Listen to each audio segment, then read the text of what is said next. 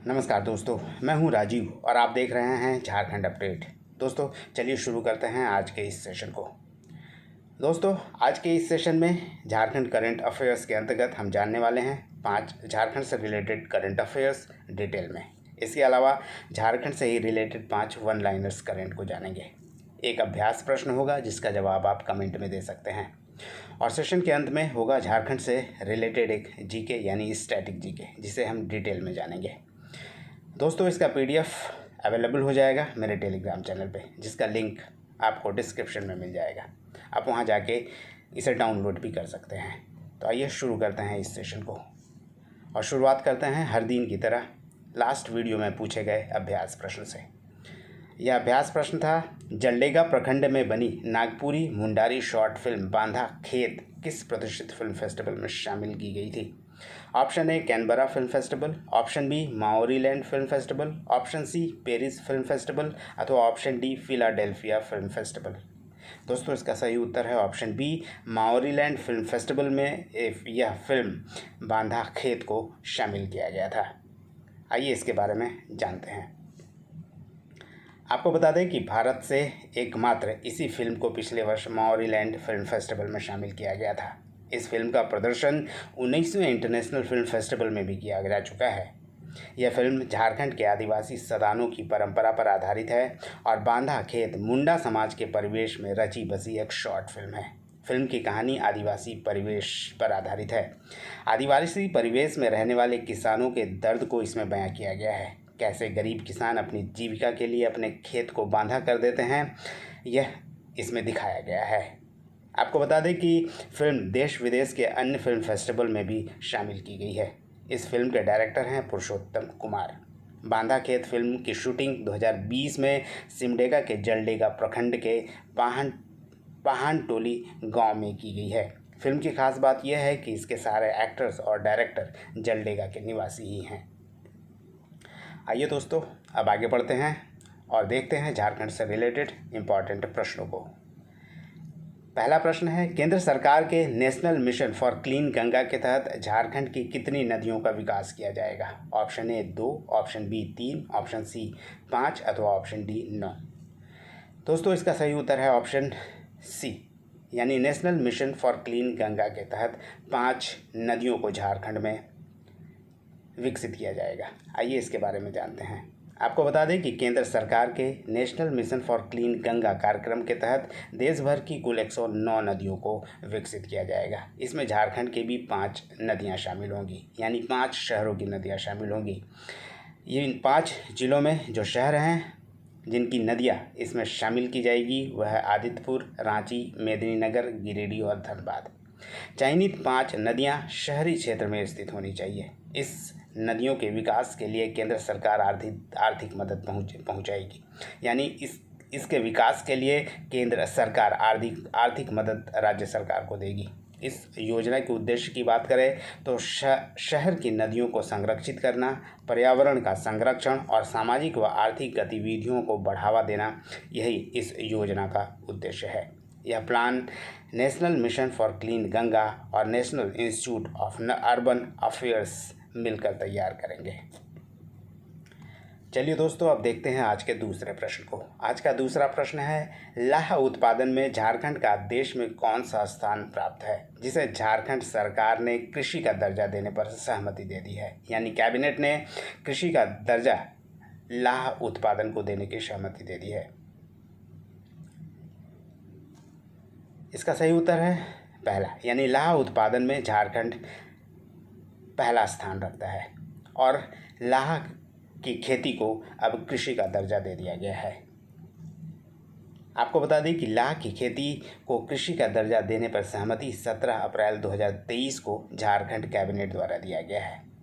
लाह की कृषि का दर्जा मिलने से खूंटी, गुमला, सिंहभूम, लातेहार, गढ़वा, हजारीबाग जिला समेत करीब 12 जिलों के करीब 5 लाख किसान परिवार इससे लाभान्वित होंगे। आपको बता दें कि झारखंड में प्रतिवर्ष 15 से 16 हज़ार टन लाह का उत्पादन किया जाता है और देश के कुल उत्पादन में 54% का योगदान है झारखंड का। लाह का उत्पादन झारखंड देश में प्रथम स्थान रखता है, जबकि भारत विश्व में पहला स्थान रखता है लाह के उत्पादन में। लाह या लाख एक प्राकृतिक राल है, यानी नेचुरल रेसिन है। इसी कारण इसे प्रकृति का वरदान कहते हैं। आपको बता दें कि लाह के कीट अत्यंत सूक्ष्म होते हैं तथा अपने शरीर से लाह उत्पन्न करके हमें आर्थिक सहायता प्रदान करते हैं। वैज्ञानिक भाषा में लाह को लेसिफर लाखा कहा जाता है। चलिए दोस्तों, आगे बढ़ते हैं और देखते हैं आज के तीसरे प्रश्न को। पूर्व अंतर्राष्ट्रीय खिलाड़ी जस्टिन केरकेट्टा, जिनका हाल ही में निधन हो गया, वह किस खेल से संबंधित थे? Option A cricket, option B football, option C hockey अथवा ऑप्शन डी तीरंदाजी। इसका सही उत्तर है दोस्तों ऑप्शन सी, हॉकी के खिलाड़ी थे जस्टिन केरकेट्टा, जिनका निधन हो गया है कुछ दिनों पहले। हॉकी की नर्सरी कहे जाने वाले इलाके झारखंड के सिमडेगा जिले के कोलेबिरा प्रखंड अंतर्गत अघमरा निवासी पूर्व अंतर्राष्ट्रीय हॉकी खिलाड़ी जस्टिन केरकेट्टा का निधन हो गया है। वे 75 वर्ष के थे। आपको बता दें कि 1978 हॉकी वर्ल्ड कप में भारतीय टीम का प्रतिनिधित्व करने के साथ साथ वे कई अंतर्राष्ट्रीय प्रतियोगिताओं में देश का प्रतिनिधित्व कर चुके हैं। बिहार रेजिमेंट में भारतीय सेना में नौकरी से सेवानिवृत्त होने के बाद वे 1982 से 1998 तक मेकॉन में हॉकी खिलाड़ियों को कोचिंग भी देते रहे। वर्तमान में भोलानाथ सिंह हॉकी झारखंड के प्रेसिडेंट हैं। चलिए देखते हैं अब चौथे नंबर प्रश्न को। झारखंड से केंद्रीय मंत्रिमंडल यानी यूनियन कैबिनेट में कितने मंत्री हैं? Option A 4, option B 3, option C 2 अथवा ऑप्शन डी 1। दोस्तों इसका सही उत्तर है ऑप्शन सी 2, यानी झारखंड से केंद्रीय मंत्रिमंडल में 2 मंत्री शामिल हैं। आइए इसके बारे में आपको डिटेल में बताते हैं। आपको बता दें कि झारखंड कोटे से केंद्र में 2 मंत्री हैं, अर्जुन मुंडा और अन्नपूर्णा देवी। अर्जुन मुंडा खूंटी से सांसद हैं, जबकि अन्नपूर्णा देवी कोडरमा से।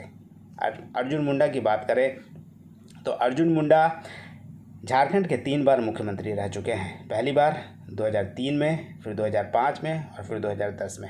वर्तमान में केंद्रीय मंत्रिमंडल में शामिल हैं और जनजातीय कार्य मंत्री हैं वर्तमान में वह। 1995 में पहली बार वह खरसवां से जेएमएम विधायक बने थे, यानी राजनीतिक कैरियर विधायक के रूप में उनका 1995 में शुरू हुआ था, जब वो पहली बार खरसवां से झारखंड मुक्ति मोर्चा के विधायक बने थे और झारखंड के प्रथम कैबिनेट में समाज कल्याण मंत्री रहे, यानी सोशल वेलफेयर मंत्री। आपको बता दें कि वर्ष 2000 में जब झारखंड का गठन हुआ था, उस समय बाबूलाल मरांडी के कैबिनेट में वे सोशल वेलफेयर मिनिस्टर थे और सबसे कम उम्र के मुख्यमंत्री के रूप में वो जाने जाते हैं। यानी 35 वर्ष की आयु में मुख्यमंत्री पद संभालने वाले अर्जुन मुंडा का नाम देश में सबसे कम उम्र मुख्यमंत्री बनने का रिकॉर्ड भी है। यानी सबसे कम उम्र में मुख्यमंत्री बनने का रिकॉर्ड अर्जुन मुंडा के नाम ही है। इसके अलावा अन्नपूर्णा देवी की बात करें तो अन्नपूर्णा देवी कोडरमा से सांसद हैं और वर्तमान में शिक्षा राज्य मंत्री हैं केंद्र में। 2021 में उन्हें झारखंड कोटे से मंत्री बनाया गया है। अन्नपूर्णा देवी लोकसभा चुनाव में 2019 में जीती हैं और इससे पहले वे आरजेडी में थी, यानी आरजेडी छोड़कर 2019 में वे बीजेपी में शामिल हो गई थी और लोकसभा चुनाव जीती हैं। पहली बार वह एमएलए बनी थी 1999 में, जब उनके पति बिहार के पूर्व मंत्री रमेश प्रसाद यादव का निधन हो गया था। उसके बाद उपचुनाव के दौरान वह विधायक बनी थी 1999 में। उसके बाद खान एवं भूतत्व राज्य मंत्री भी रही है बिहार सरकार में। जल संसाधन मंत्री भी रही है 2013 में हेमंत सोरेन सरकार में झारखंड गठन के बाद। 2019 में वह आरजेडी छोड़कर बीजेपी में शामिल हो गई और 2019 में बीजेपी ने कोडरमा से उन्हें लोकसभा टिकट दिया और बीजेपी वह सांसद बनी। आपको बता दें कि कोडरमा लोकसभा से अन्नपूर्णा देवी ने बाबूलाल मरांडी को, यानी जेवीएम के प्रत्याशी बाबूलाल मरांडी को हराकर वह सांसद बनी थी और कुल लगभग 4.5 लाख वोटों से वह जीत हासिल की थी। यानी बाबूलाल मरांडी को 4.5 लाख वोटों से हराई थी अन्नपूर्णा देवी। तो ये 2 मंत्री हैं जो झारखंड कोटे से हैं, अन्नपूर्णा देवी और अर्जुन मुंडा, जो केंद्र में मंत्री हैं। आइए दोस्तों आगे बढ़ते हैं और देखते हैं अब 5वें नंबर प्रश्न को। झारखंड के गिरिडीह जिले के किस ग्राम पंचायत को राष्ट्रीय पंचायत पुरस्कार 2023 प्रदान किया गया है? Option A Mankadiha, option B Kendua, option C Barwadi अथवा ऑप्शन डी कपिलो। दोस्तों इसका सही उत्तर है ऑप्शन डी कपिलो। यानी कपिलो को अभी हाल ही में राष्ट्रीय पंचायत पुरस्कार 2023 से सम्मानित किया गया है। यानी राष्ट्रपति द्वारा यह पुरस्कार दिया गया है कपिलो पंचायत को। आइए इसके बारे में भी थोड़ा जान लेते हैं।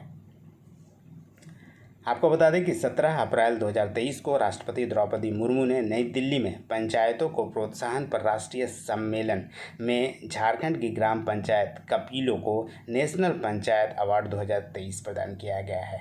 आपको बता दें कि गिरिडीह जिले के बिरनी प्रखंड की ग्राम पंचायत कपिलो को हरित पहल से संबंधित कार्य के लिए दिया गया है और विशेष श्रेणियों के तहत समग्र प्रदर्शन के लिए भी इसके लिए उन्हें चयनित किया गया था और पुरस्कृत किया गया है कपिलो को। इससे पूर्व बिरनी प्रखंड के कपिलो पंचायत को उत्कृष्ट कार्यों के लिए नानाजी देशमुख राष्ट्रीय गौरव ग्राम सभा पुरस्कार 2021 से भी पुरस्कृत किया जा चुका है। चलिए दोस्तों आगे बढ़ते हैं और अब बारी है वन लाइनर्स को जानने की। झारखंड के वन लाइनर्स में आज का पहला वन लाइनर है, झारखंड के किस जिले के 2 गांव अरकोशा और कांझाटांड का चयन राष्ट्रपति पुरस्कार के लिए किया गया है? इसका उत्तर है दोस्तों कोडरमा। कोडरमा जिले के 2 गांव करकोशा और कांझाटांड का चयन किया गया था और इसे पुरस्कृत किया गया है इन दोनों गांवों को, और ये दोनों गांव कोडरमा जिला के अंतर्गत है। दूसरा प्रश्न है, आयुष मिशन के तहत सामुदायिक स्वास्थ्य पदाधिकारियों यानी कम्युनिटी हेल्थ ऑफिसर्स की नियुक्ति करने वाला झारखंड कौन से नंबर का राज्य बन गया है? दोस्तों इसका उत्तर है पहला। बजट में 9 करोड़ का बजट अब 258 करोड़ रुपया इसके लिए कर दिया गया है। अगला प्रश्न है, केंद्र सरकार ने क्लीन गंगा मिशन के तहत अयोध्या की तर्ज पर पलामू के किस नदी के दोनों तट को सजाने की योजना को स्वीकृति दी है? इसका उत्तर है दोस्तों कोयल नदी। जैसा कि दोस्तों पिछले इसी सेशन में एक प्रश्न देखे थे, हम लोगों ने देखा कि क्लीन गंगा मिशन के तहत 5 नदियों को शामिल किया गया है, यानी 5 शहरों को नदियों को शामिल किया गया है, जिसमें एक नदी कोयल नदी है जो पलामू जिले में स्थित है, जिसे विकसित किया जाना है। अगला प्रश्न है, बीमा कंपनियां झारखंड के किसानों को 2018-19 के लिए कितने करोड़ रुपए फसल बीमा राशि का भुगतान करेगी? इसका उत्तर है 810 करोड़ रुपए का भुगतान करेगी बीमा कंपनी किसानों को, और लगभग 7 लाख किसानों को इससे फ़ायदा होगा। और अगला प्रश्न है, हाल ही में 4 अप्रैल 2023 को नीति आयोग द्वारा आकांक्षी जिला यानी एस्पायरेशनल डिस्ट्रिक्ट डेल्टा रैंकिंग की सूची में झारखंड का कौन सा जिला देश में प्रथम स्थान पर रहा है? इसका उत्तर है दोस्तों साहेबगंज। आपको बता दें कि आकांक्षी जिले वे जिले हैं जो काफ़ी पिछड़े जिले हैं और इनके विकास के लिए कई तरह के प्रोग्राम इसके अंतर्गत चलाए जाते हैं। चलिए आगे बढ़ते हैं और अब बारी है आज के अभ्यास प्रश्न की। और आज का अभ्यास प्रश्न है, फेमिना मिस इंडिया 2022 के फाइनल में पहुंचने वाली रांची की निम्नलिखित में से कौन राज्य की पहली आदिवासी युवती बन गई है? ऑप्शन ए महिमा तिर्की, ऑप्शन बी रिया तिर्की, ऑप्शन सी वंदना तिर्की अथवा ऑप्शन डी शिल्पी नेहा तिर्की। दोस्तों इसका जवाब आप कमेंट पे दे सकते हैं। चलिए आगे बढ़ते हैं और अब बारी है झारखंड जीके को जानने की। और आज का झारखंड जीके है, संविधान सभा में छोटा नागपुर के इनमें से कौन से आदिवासी नेता सदस्य थे? Option A Annie Horo, option B Jaipal Singh, option C Sushil Kumar Bage अथवा ऑप्शन डी कार्तिक उरांव। इसका सही उत्तर है दोस्तों ऑप्शन बी जयपाल सिंह। जयपाल सिंह छोटा नागपुर के आदिवासी नेता थे जो संविधान सभा में शामिल थे। आइए दोस्तों इसके बारे में भी डिटेल में जानते हैं। आपको बता दें कि जयपाल सिंह मुंडा ऑक्सफोर्ड यूनिवर्सिटी में अर्थशास्त्र का अध्ययन करने के लिए गए थे। जयपाल सिंह मुंडा के बारे में आपको बता दें कि वे पहले आदिवासी थे जो भारतीय प्रशासनिक सेवा यानी ICS में चयनित हुए थे, परंतु उन्होंने यह नौकरी छोड़ दी थी क्योंकि हॉकी के प्रेम के कारण उन्हें हॉकी ज़्यादा पसंद आया था और उन्होंने 1928 में भारत का प्रतिनिधित्व भी किया था और पहली बार उनके नेतृत्व में ही भारत हॉकी का गोल्ड मेडल हासिल किया था ओलंपिक में, जो 1928 में संपन्न हुआ था नीदरलैंड में।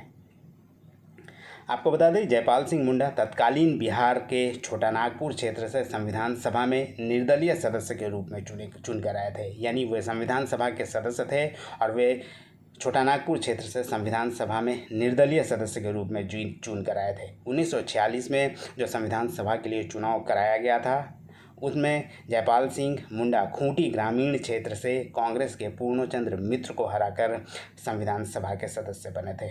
इसके अलावा संविधान सभा में अनुसूचित जनजाति की जगह आदिवासियों को मूलवासी आदिवासी करने की बात उन्होंने रखी थी। इसके अलावा आपको बता दें कि जयपाल सिंह मुंडा ने 1939 में आदिवासी महासभा का अध्यक्ष बनकर और 1950 में झारखंड पार्टी का गठन कर झारखंड राज्य आंदोलन का भी नेतृत्व किया था। 1952 में प्रथम लोकसभा के सदस्य के रूप में खूंटी से वे निर्वाचित हुए थे, सांसद बने थे और 1970 तक लगातार भारतीय संसद के वह सदस्य रहे हैं। जयपाल सिंह मुंडा को मरांगोम के यानी बड़े गुरुजी, मुंडा राजा आदि के नाम से पुकारा जाता है। दोस्तों, अगर जयपाल सिंह मुंडा के बारे में आप ज़्यादा जानना चाहते हैं तो मेरा वीडियो अवेलेबल है, जिसका लिंक मैं डिस्क्रिप्शन में दे दूंगा, आप उसे भी देख सकते हैं। आप जयपाल सिंह मुंडा के बारे में पूरे डिटेल में जान सकते हैं, उनके जन्म से उनके मृत्यु तक, उनका राजनीतिक कैरियर, उनका सामाजिक कैरियर। इसके अलावा खेल के क्षेत्र में उन्होंने भारत को क्या हासिल कराया है, यह भी आप जान पाएंगे। तो यह था दोस्तों आज का यह सेशन। उम्मीद करता हूँ पसंद आया होगा। धन्यवाद। फिर मिलते हैं अगले वीडियो में, तब तक जुड़े रहिए झारखंड अपडेट के साथ। धन्यवाद।